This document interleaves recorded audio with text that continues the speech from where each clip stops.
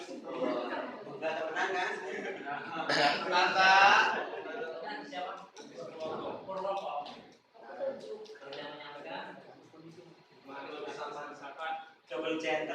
Muhagus musyapak. Muhagus. Aku saya ini kan menyarankan kepada saudara kita siapa? Kemudian ya. Assalamualaikum warahmatullahi wabarakatuh. Waalaikumsalam warahmatullahi wabarakatuh. Tahan dulu saya.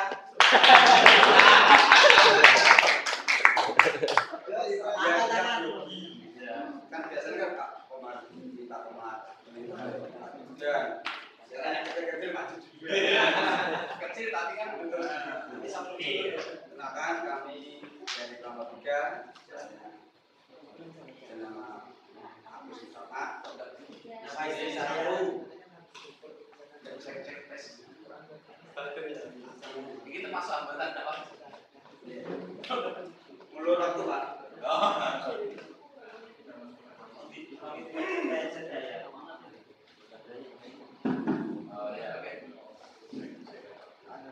Terima kasih. Kami kenalkan, karena semua nama Maksud Swasta.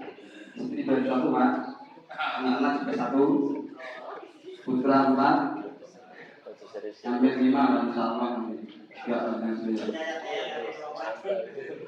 Teman semua di sini kami akan menyampaikan masalah ibadah Ramadan dan awal Ramadan. Kami akan mengambil dasar dari Allah Subhanahu wa taala berfirman, A'udzubillahi minasyaitonir rajim. Bismillahirrahmanirrahim. Wa ma khalaqtul jinna wal insa illa liya'budun. Surat Al-Zariyat ayat 56.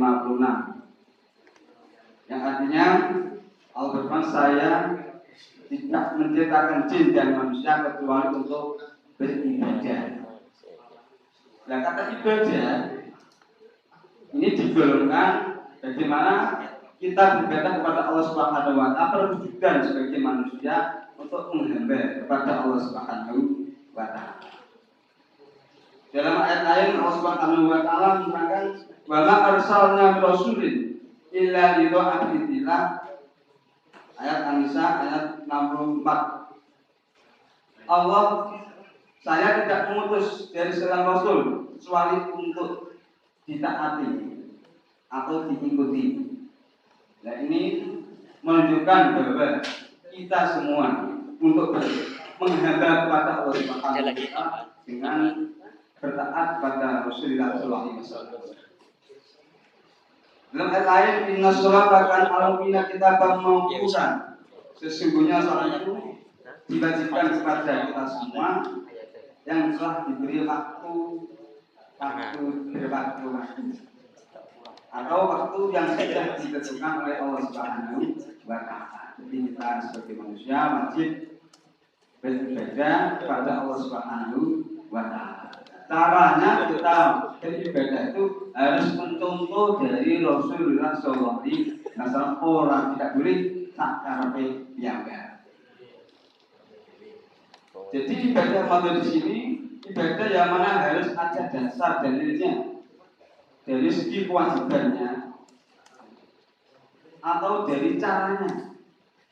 Kalau kita mencari cara di Al-Quran ini kita tidak bisa ketemu. Caranya kita harus mencontoh kepada Rasulullah sallallahu alaihi wasallam. Jadi apa? Kita kan tidak tahu Rasul, bagaimana cara mencontoh kepada Rasul. Nah, ini yang perlu kita paham. Ada dulu setelah Rasulullah SAW meninggal dunia, ada seseorang bertanya kepada sahabat, sahabat, bagaimana cara Rasul itu melaksanakan sholat? Sahabat Umar tidak langsung menjawab, saya begini tidak. Kemudian si Sa'il diajak sholat, mari kita sholat, mari. Dia diajak sholat berjamaah, selesai berjamaah, ini suatu seperti ketika aku sholat berjamaah dengan Rasulullah. Itu dalam sahabat menjawab si Sa'il bagaimana cara Rasul menjalankan sholat. Akhirnya Israel dengan senang hati, oh berarti aku sudah melihat bagaimana sahabat ini melakukan salat berjamaah dengan Rasulullah Sallallahu Alaihi Wasallam. Allahumma sholli alaihi.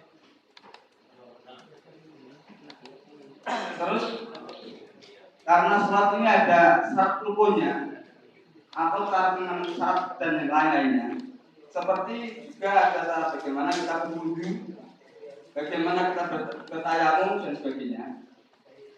Nah, untuk sholat kita harus suci, yaitu dengan cara berwudu. Dan berwudu pun itu ada caranya. Ada tempat-tempat yang harus dibasuh. Contoh, kita harus wajib membasuh muka kita, membasuh kedua tangan dan sebagainya. Ini semua ada dasar-dasarnya. Walaupun kamu tidak hafal di sini ya, maaf. Dulu ada seorang Yahudi bertanya kepada orang Islam. Istilahnya ambil minyak dua Islam, Ustaz, mau kok orang dirobi? Kok kayak yang lain? Ini bingung lah kalau nggak ada kata. Akhirnya tak jawabin dari orang Yahudi. Akhirnya kamu nama saya Nasrani. Kamu gimana? Nah, aku kan di gereja, tapi enggak, muka saya tidak saya bersihkan. Dia tidak meninggal. Ditunggu hari Minggu. Setelah hari Minggu, dia datang di gereja. Boleh maju, Pak? Boleh saya ya? Boleh. Setelah maju ya. Saya ini di depan pintu gereja. Tapi nggak pakai kaki, dia. Setelah apa ini? Sisa ngomong dulu. Nasrani itu baru mau masuk gereja. Itu tuh. Aduh. Kenapa? Sakit. Kalau menurut kamu yang sakit kok enggak? Kaki yang ini. Aduh. Oh iya ya ini orang asal seperti itu. Maka itu nolak. Biar bapak enggak. Ini yang jadi untuk ibadah materi, ibadah yang ada dasar-dasarnya dan ada dari Rasulullah dan sebagainya. Kemudian yang kedua, boleh dikatakan ibadah materi ini kita hadlun minanas, penghambaan manusia kepada Allah Subhanahu belum minallah ya. Belum minallah penghambaan kita kepada Allah Subhanahu wa taala. Yang kedua yaitu kita juga disuruh ibadah ghairil maghdhub. Yang mana ibadah bermadzhab ini ibadah yang tidak ada dasar dalilnya yang asli. Tetapi merujuk pada hadis Rasulullah SAW dalam riwayat Muslim ini khairun nas anfa'uhum linnasa api menjadi sing sak manfaat maksudnya manusia. Tapi jangan salah. Jadi nanti ini Kanjeng Nabi itu ya, suka menolong orang fakir miskin, suka menolong janda-janda. Tapi kalau kita hari janda-janda yang muda-muda, ini dimanfaatkan. Jangan itu. Iya, Jadi ya, ibadah yang bermakna, ibadah yang tidak ada dasar, jadi dalil-dalilnya dengan dasar di khairun nas anfa'uhum. Ini bagaimana kita sebagai seorang muslim bisa bermanfaat. Lebih-lebih kita ini sebagai penyuluh ya, alhamdulillah. Kita sebagai penyuluh, kita manfaatkan dua-duanya. Satu, manfaat untuk 3 bulan sekali, bukan pening. Yang kedua, yang kedua, kita bisa mengamalkan ilmu kita. Yang ketiga, mungkin kita bisa mempraktekkan.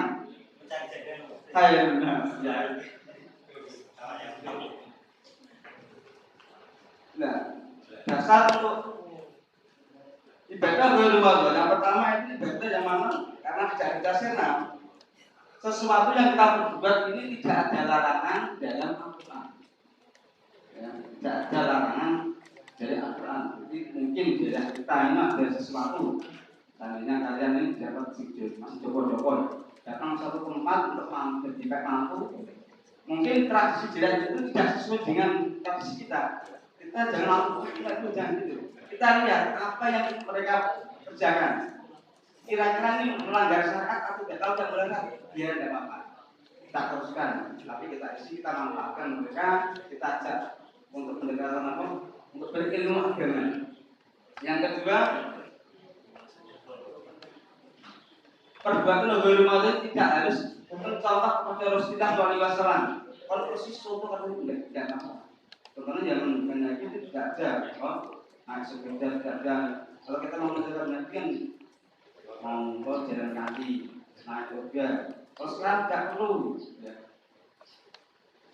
Terus yang nomor 3, ibadah berarti ibadah yang rasio yang bisa diterima oleh masyarakat. Jadi kita menjalankan sesuatu, tapi manusia bisa menerimanya. Ini saya kalau di rumah kita bulan Suro, Suro itu kata kami mengajarkan santunan yatim piatu. Santunan yatim satu desa, yang alhamdulillah saya hampir kenal satu desa setiap satu tahun sekali kita adakan santunan yatim piatu. Itu kan dari Rasul kan tidak ada anak yatim kita ambil semua dikumpulkan satu masjid, kemudian kita memberi kabar kepada banyak untuk uang menyumbang untuk memberi santunan. Dan satu tos seperti ini kan tidak mencontoh kata Nabi, kita mau mengumpulkan anak-anak itu untuk kita santuni. Karena itu menurut para masyarakat baik, akhirnya diterima oleh masyarakat. Ya demikian ya. Jadi untuk ibadah yang maghrib kami rumuskan di sini ada ya. KA dan SS. KA itu apa? Ibadah karena Allah Subhanahu wa taala. SS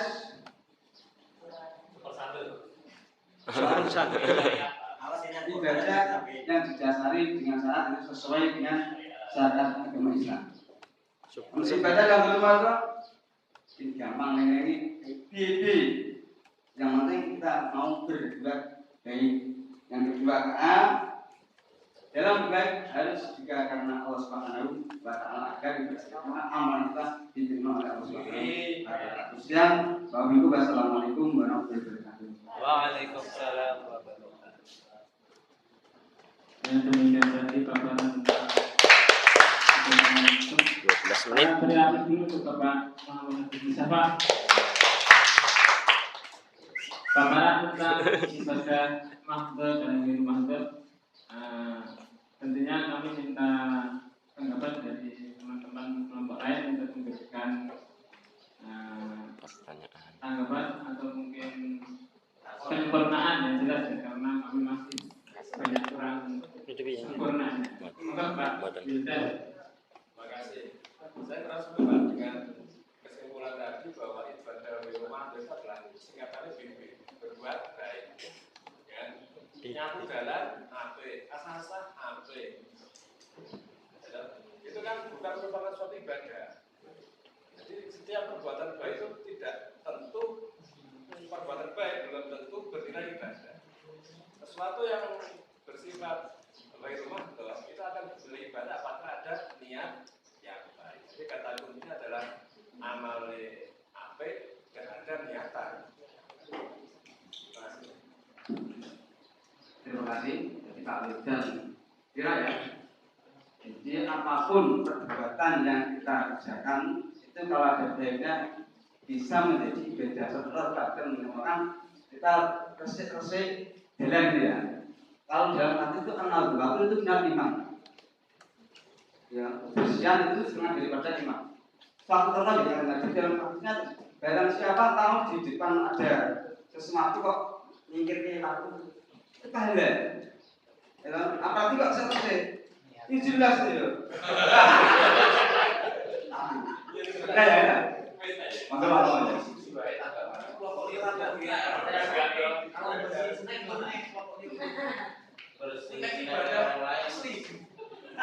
Tapi kalau ya maaf ya, ada kan posisi pangan tidak mau tidak mau tahu ya. Ini jangan ya. Orang itu makan kita ya. Ada makanya banyak di sini nyari gampang. Oh.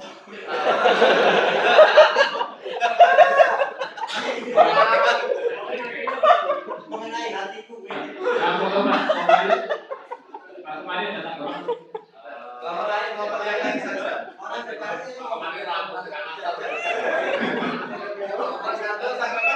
yang lain. Yang lain juga Kelompok satu. Tadi ya kaitannya dengan katanya kalau ghairu mahdud itu tidak ada dalil atau gimana tadi ya? Tidak usah mencontoh Nabi. Tidak usah mencontoh Nabi. Pada Nabi katanya. Ya maksudnya perintah. mau dijelaskan maksudnya tadi mau dijelaskan kembali yang tadi katanya untuk membedakan antara mahdud dan ghairu mahdud itu antara yang ada dalilnya dan tidak ada dalilnya, ada antara yang ada contohnya dan tidak ada contohnya. Kalau misalnya kalau mahdud itu kan memang murni ibadah, tidak tercampur dengan perbuatan duniawi yang memang kita melaksanakannya, tapi kalau ghairu mahdud itu kan ya itu ada nilai ibadahnya tapi terkait dengan kehidupan kita di dunia. Kalau tidak diniati itu memang tidak menjadi bernilai ibadah. Tapi kalau yang mahdud itu kan seperti sholatnya memang seperti itu. Tidak ada kaitannya dengan istilahnya senam atau tadi ya, olahraga itu kan nggak ada itu ya. Memang kalau sholatnya memang seperti itu kan gitu. Puasa juga kan begitu karena diet jadi saya puasa. Itu tidak bisa seperti itu kalau yang mahdud maksudnya. Kalau yang ghairu mahdud itu kan seperti kita ya selain yang seperti itu. Contoh namanya tadi bersih-bersih. Kita kegiatan duniawi kita bersihkan rumah. Tapi kalau memang tidak diniati dan tidak berdasar pada bahwa kebersihan itu sebagian daripada iman ya bersih-bersih biasa, tidak ada nilai ibadahnya, tidak ada pahalanya kan sebagainya. Ya, terima kasih kan ini Pak sama ada sanggah dari kelompok satu tentang definisi dari ibadah mahdud dan ghairu mahdud menurut ditanggapi. Terima kasih. Judul ini beda. Jadi saya sekali kan memang tidak apapun yang saya terangkan ini sebenarnya ya terjadinya ibadah. Sebenarnya ibadah malah lebih makhluk gitu ya. Pada orangnya kan gitu ya. Maupun ya. Itu kaitannya Jadi kalau karena ini terkait bahasan tentang ibadah mahdud yang intinya yang mahdud itu harus berdasarkan dalil atau menuju kepada Allah kita sama-sama. Itu sholat, wudhu dan sebagainya. Dan yang berbeda ibadah itu yang tidak harus sesuai persis dengan Nabi. Bahkan kan Nabi mungkin tidak menjalankan mungkin itu seperti sholat jamaah itu kan tidak ada semuanya kan jamaah kan ada. Ya. Terus sholat tarawih kan Nabi tidak ada tanggal 1 sampai tanggal 23 pun tidak ada. Ada enggak? Tapi itu mah itu. Jadi yang maaf ya, jadi yang mahdud ini ibadah yang sudah ada contohnya, jadi kalau sudah sampai ada dalilnya. Dan yang bermaksud itu tidak ada. Itu ada, ghairu mahdud itu ada. Yang bermaksud tidak ada, harus ada dalil yang muncul ada persoalan sama. Mungkin moderator bisa menambahkan, jadi ibadah mahdud itu seperti sholat itu sudah ada syarat rukunnya, jadi ibadah sudah ditentukan tata caranya. Kemudian kalau ghairu mahdud itu berbagai macam kebaikan asal dinilai baik itu nanti akan menjadi sebuah ibadah. Seperti dalam kitab Ta'lim itu kan ada hadis Nabi kamil amalin sogirin akhir itu berapa banyak ibadah yang kelihatannya sepele karena diniatkan dengan diniatkan untuk beribadah maka menjadi berpahala. Tapi berapa banyak ibadah yang kelihatannya ibadah seperti sholat ya dan sebagainya, tapi karena salah niat menjadi tidak berpahala. Jadi ibadah ghairu mahdud itu bukan berarti kalau tidak ada tentang Nabi, tapi yang jelas tidak ditentukan tata-tata secara khusus gitu ya. Ini mungkin dari kelompok satu sudah Bapak Widya Ismail. Jadi saya kira bagaimana kita ini juga mantap karena kalau melihat apa namanya kita ada ghairu mahdud tadi, kalau sudah dijelaskan oleh pencerang tadi itu menjadi absurd ya. Jadi kemungkinan saja kalau di ibadah itu kan ada kaidah asli kan dari haram itu kan telan ya. Asalnya ibadah itu haram adalah makanya kalau yang dibolehkannya. Kemudian yang tidak ada ketentuannya secara jelas itu kemudian banyak orang yang mengatakan itu bukan ibadah atau bahkan dikatakan bid'ah. Ini di masyarakat menjadi banyak berkembang. Kalau kita hanya Maksudnya yang akan dilanjutkan ini adalah masyarakat awam. Nggih. Nah, sebagai penyuluh, bagaimana masyarakat awam itu tetap bisa menjalankan ibadah, tapi dia tidak terhindar dari kata-kata bid'ah. Karena kemungkinan banyak ibadah yang tidak ada dalilnya, yang kemudian yang berbuat baik, dikemas dengan niat baik sudah menjadi ibadah, itu banyak yang memasukkan bid'ah. Nah, itu yang harus kita jaga. Apalagi kalau sampai ibadah itu menjurus pada kemusyrikan kan itu. Nah, itu juga harus masyarakat awam yang harus kita jelaskan. Mungkin kalau teman-teman yang ada di sini juga paham juga bisa membedakan mana yang batil, tidak masalah. Teman-teman kita sudah kita yang masyarakat yang belum tahu, kita jelaskan mana yang perlu dikerjakan, ibadah yang sesuai, mana yang enggak. Itu perlu kita jelaskan pada mereka.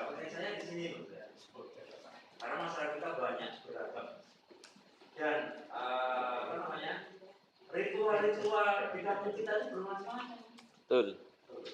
Kalau semua itu asal baik kemudian dijadikan ibadah, bahaya apa enggak? Gitu loh saya. Iya. Wah, rasanya gini, orang baiknya ibadah sedekah, baik menurut siapa? Ternyata ada, saya itu, itu menjadi pengen kita bersama. Itu maksudnya. Ya, cukup. Beri aplaus. Gantian. Tadi mungkin ada tambahan dari Pak. Tapi saya rasa perlu kesimpulan loh Pak. Iya, perlu kesimpulan. Yang perlu kan dengan Dari Pak Samusi tadi memberi tanggapan juga. Ya, menanggapin suwe. 5 menit. Jadi yang dimaksud ibadah di rumah itu sifatnya sosial ya, hubungan dengan horizontal. Kalau mahdo itu vertikal. Dan yang mahdo itu sempit, sedangkan yang ghairu mahdo itu luas. Dan juga sesuai dengan keinginan kita. Katakanlah standar sedekah. Orang melarat pun boleh sedekah, orang yang kaya boleh sedekah. Dan memberikan sedekah juga tidak dibatasi pada orang melarat. Orang kaya bisa diberi sedekah. Kan? Itu kalau yang ghairu mahdo. Tapi kalau seperti zakat kan sudah dibatasi sarodan nisab, adakol dan macam lain sebagainya. Termasuk juga tadi al-aslu fil ibadah, al-fil ibadah al-butlan. Pada dasarnya kita ibadah ini maksudnya ibadah mahdo itu batal. Seperti sekarang kita sholat subuh itu wajib. Tapi sekarang sholat subuh apakah boleh? Dilarang. Dasar di sini.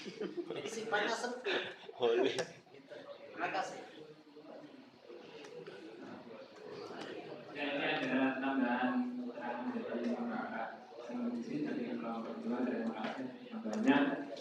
Mungkin ini saja yang dapat kami sampaikan dari kelompok satu tentang kesehatan dari kelompok lain. Mungkin dari kami banyak salah, mohon maaf kalau ada jalan patah dan simpan dalam hati, kalau ada yang salah dan simpan dalam hati. Assalamualaikum warahmatullahi wabarakatuh.